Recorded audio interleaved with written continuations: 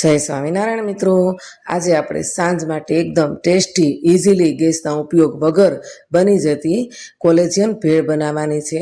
આમે તે મિત્રો સાંજે એકદમ હળવો ખોરાક જ ખાવો જોઈએ, અને એ ત્યાં ઉનાળામાં જો તમે હળવો ખોરાક ખાશો તો પાચન ફટાફટ થઈ જશે.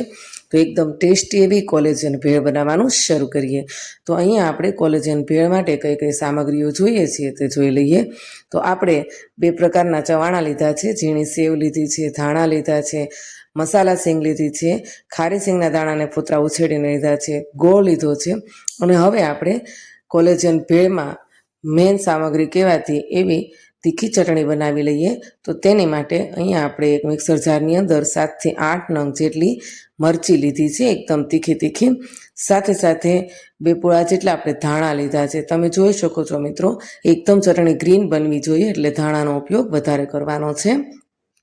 તો મિત્રો અત્યારે આપણે 3 વ્યક્તિઓ માટે કોલેજિયન ભેળ બનાવવાની છે.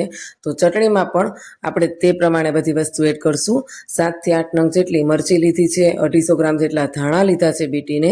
સાથે સાથે ચટણી એકદમ ગ્રીન રહે તેની માટે 5થી 6 નંગ જેટલા બરફના ટુકડા એડ કરવાના છે. મીઠું સ્વાદ પ્રમાણે એડ કરશું. 1 થી 1.5 ચમચી જેટલી ખાંડ એડ કરશું, અને સાથે સાથે 2 થી 3 લીંબુનો રસ એડ કરવાનો છે. કેમ કે કોલેજિયન ભેળ ખાટી, તીખી અને મીઠી હશે તો તેનો ટેસ્ટ સારો એવો આવશે. હવે અહીંયા આપણે થોડું પાણી એડ કરી અને મિક્સર જારને બંધ કરી ફટાફટ ગ્રીન એવી ચટણી પીસી લેવાની છે. તો હવે આપણી ચટણી સરસ એવી પીસાઈ ગઈ છે, એકદમ ગ્રીન ચટણી પીસાણી છે. એટલે ખાસ ધ્યાન રાખવું, જ્યારે પણ તમે ગ્રીન ચટણી બનાવો ત્યારે તેમાં બરફના ટુકડા અથવા તો ઠંડુ પાણી એડ કરવાનું છે. હવે અહીંયા આપણે 3 વ્યક્તિ માટે આ કોલેજિયન ભેળ બનાવવાની છે. તો મમરા પણ આપણે તે પ્રમાણે લઈશું. મમરાની અંદર જ આપણે બંને પ્રકારના ચવાણા એડ કરી દેવાના છે.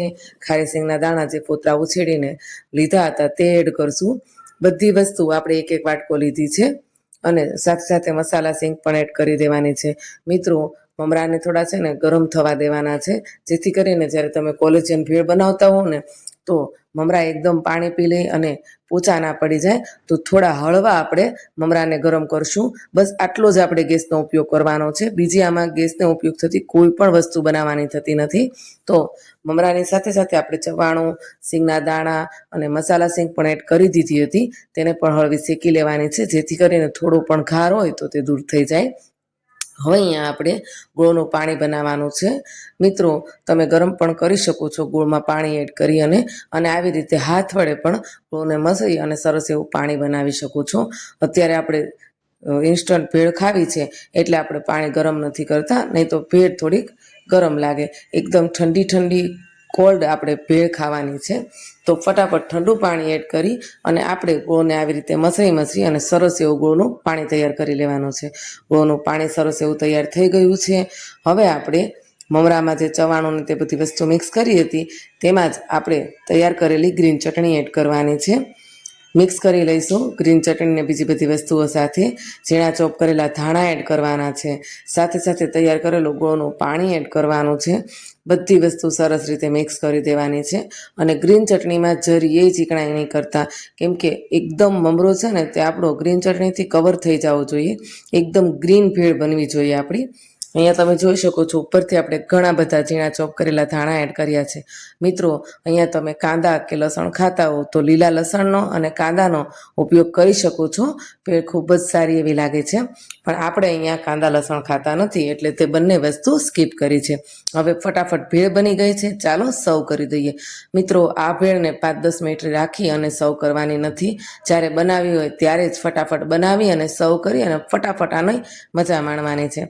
કેમ કે 5-10 મિનિટ રાખશો તો મમરા એકદમ લોંદા જેવા થઈ જશે.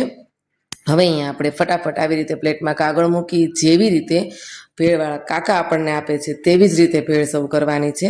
તો ભેળ એડ કરશું, ઉપરથી ગાર્નિશિંગ માટે ધાણા એડ કરશું, ઉપરથી ઝીણી સેવ એડ કરશું, અને આવી રીતે કાર્ડની મદદથી, અત્યારે આપણે ચમચીનો ઉપયોગ નહીં કરીએ, કાર્ડની મદદથી એવી ફિલિંગ આવવી જોઈએ કે આપણે બહાર કોલેજિયન ભેળ ખાવા જઈ રહ્યા છીએ.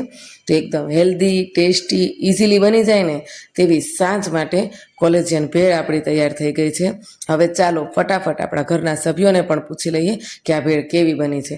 ખાસ કરીને મારા છોકરાની ઈચ્છા હતી કે મમ્મી આજે કોલેજિયન ભેળ જ બનાવો, તો તેને જ પૂછી લઈએ. બેટા કેવી બની છે ભેળ?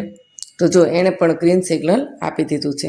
તો કોલેજન ભેળ બનીને તૈયાર છે. તમને મારી આ રેસીપી ગમે તો વિડીયોને લાઇક, શેર, સબસ્ક્રાઈબ કરજો અને સાથે સાથે કોમેન્ટ કરજો કે તમને મારી કોલેજન ભેળની રેસીપી કેવી લાગી, તમને મારી અન્ય રેસીપીઓ કેવી લાગે છે અને શું તમારે મારી પાસે બીજી કોઈ પણ રેસીપી બનાવવી હોય તો પણ આપણે ટ્રાય કરશું. ફરી મળીએ આવા વિડીયો અને રેસીપી સાથે.